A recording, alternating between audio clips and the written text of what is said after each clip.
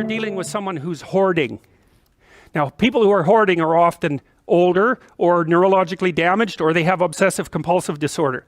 But then you walk into their house and there's like 10,000 things in their house. There's maybe 100 boxes, and you open up a box, and in the box there's some pens and some old passports and some checks and their collection of silver dollars and some hypodermic needles and some dust and, you know, a dead mouse, and there's boxes and boxes and boxes like that in the house. It's absolute chaos in there.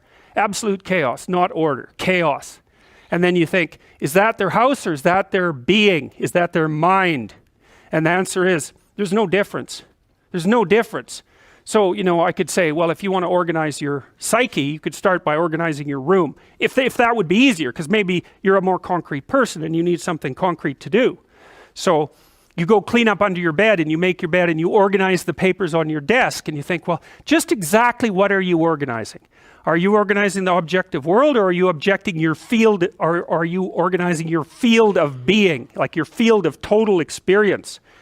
And Jung believed that, and I think there's a Buddhist doctrine that's sort of nested in there, that at the highest level of psychological integration, there's no difference between you and what you experience. Now you think, well, I can't control everything I experience, but that's no objection, because you can't control yourself anyway. So the mere fact that you can't extend control over everything you experience is no argument against the idea that you should still treat that as an extension of yourself. So you could say, well, let's say you have a long-standing feud with your brother. Well, is that a psychological problem? Is that him? Is it a problem in the objective world, or is it a problem in your field of being? And it's very useful to think that way, because you might ask, what could you do to improve yourself?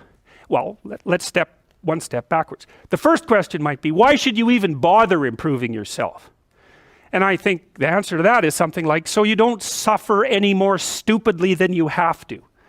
And maybe so others don't have to either. It's something like that. You know, like there's a real injunction at the bottom of it. It's not some casual self-help doctrine. It's that if you don't organize yourself properly, you'll pay for it, and in a big way, and so will the people around you. Now, and you could say, well, I don't care about that, but that's actually not true. You actually do care about that, because if you're in pain, you will care about it. And so you do care about it, even if it's just that negative way, you know. It's very rare that you can find someone who's in excruciating pain who would ever say, well, it would be no better if I was out of this. It's sort of, pain is one of those things that brings the idea that it would be better if it didn't exist along with it. It's incontrovertible.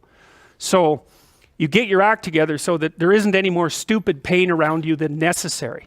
Well, so then the question might be, well, how would you go about getting your act together? And the answer to that, and this is a phenomenological idea too, it's something like, look around for something that bothers you and see if you can fix it. So now you think, well, let's say you go into you can do this in a room. It's quite fun to do it just when you're sitting in a room, like a room, maybe your bedroom. You can sit there and just sort of meditate on it and think, okay, if I wanted to spend 10 minutes making this room better, what would I have to do? And you have to ask yourself that, right? It's not a command, it's like a genuine question. And things will pop out in the room that you know, like there's a stack of papers over there that's kind of bugging you, and you know that maybe little order there would be a good thing, and you know, there's some rubbish behind your computer monitor that you haven't attended to for like 6 months, and the room would be slightly better if it was a little less dusty and the cables weren't all tangled up the same way. And like, if you allow yourself just to consider the expanse in which you exist at that moment, there'll be all sorts of things that'll pop out in it that you could just fix. And you know, I might say, well, if you were coming to see me for psychotherapy, this easiest thing for us to do first would just be to get you to organize your room. You think, well, is that psychotherapy? And the answer is, well, it depends on how you conceive the limits of your being. And I would say, start where you can start. You know, if something announces itself to you, which is a strange way of thinking about it, as in need of repair, that you could repair, then hey, fix it. You fix 100 things like that, your life will be a lot different. Now, I often tell people too, fix the things you repeat every day, because people tend to think of those as trivial, right? You get up, You brush your teeth, you have your breakfast, you have your routines that you go through every day. Well, those probably constitute 50% of your life. And people think, well, they're mundane, I don't need to pay attention to them. It's like, no, that's exactly wrong. The things you do every day, those are the most important things you do.